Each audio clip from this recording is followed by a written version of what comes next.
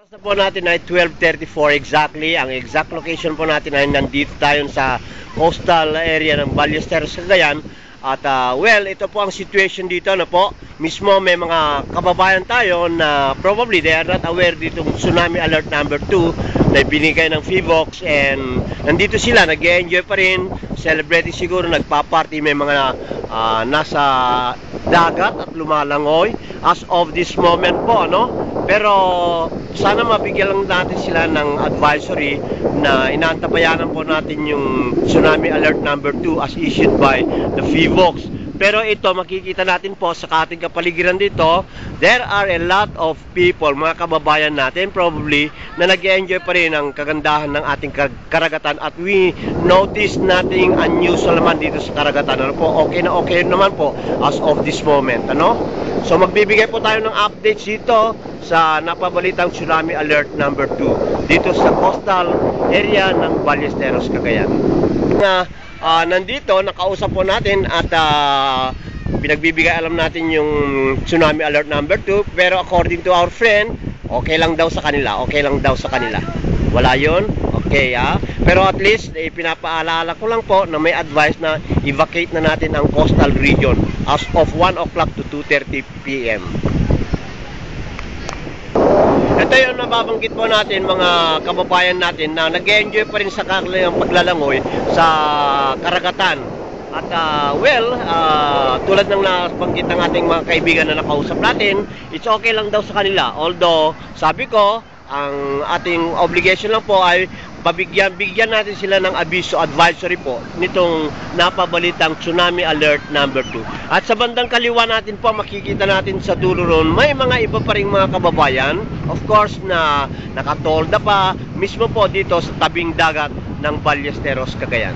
Sa eastern area, hanggang maabot ng ating camera, may mga tao pa rin po na nasa tubig, although we now only have less than half an hour.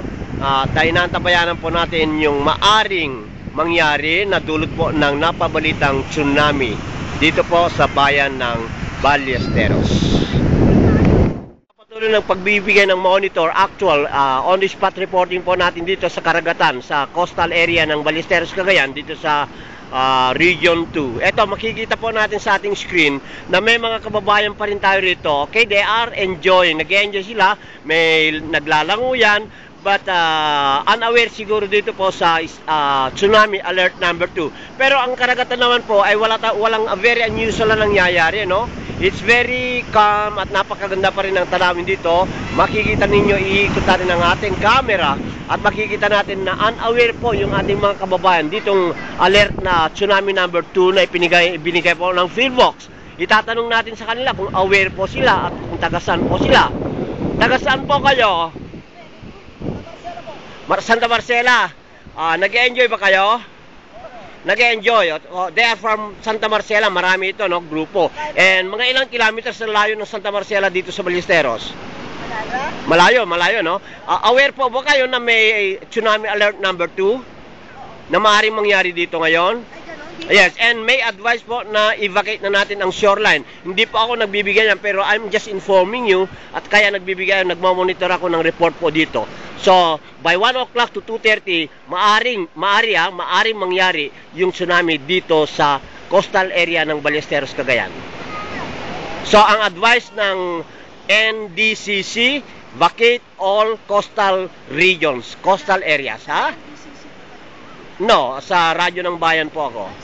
Okay? So ayan po, medyo alam nila ang tsunami alert number 2, pero hindi po nila napansin siguro yung advice ng FIVOX na evacuate, iwanan na po ang shorelines na itong mga coastal regions, lalong-lalo na po dito sa Cagayan.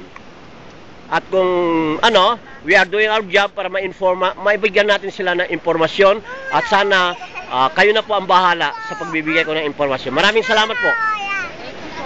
Din po ang mga situation dito, mga alon, ordinary pa rin ang alon, po, paiikutin natin yan. Ordinary pa rin ang ikot ng ating mga alon dito.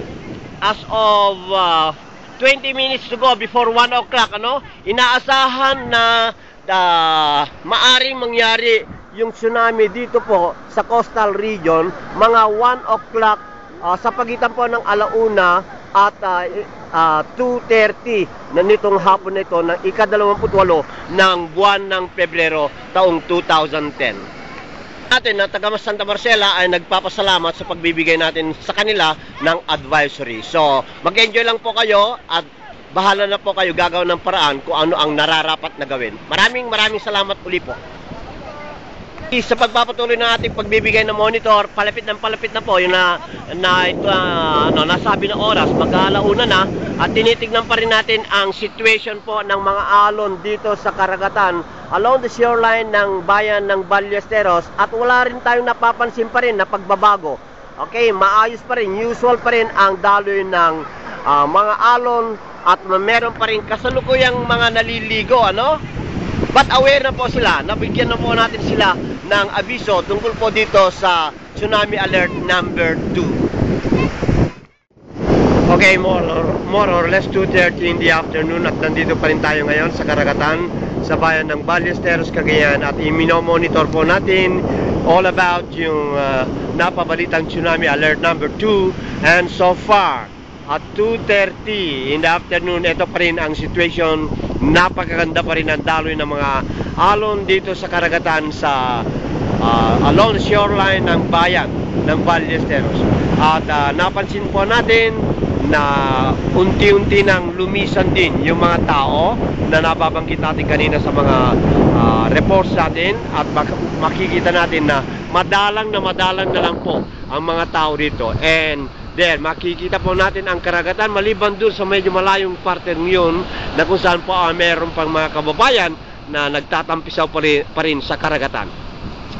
Okay, so ito'y bahagi po ng ating huling pagbibigay ng updates ng situationer nitong ika-28 ng buwan ng Pebrero taong 2010 dito mismo sa bayan ng Ballesteros, at kaugnay po ng Tsunami Alert number 2. So far and so good. Ulit-ulitin po natin, tayo po ay nagpapasalamat dahil narating na po natin yung 2:30 na itinadhana, of course, ng alert, at wala rin tayong napansin na mga unusual incidents.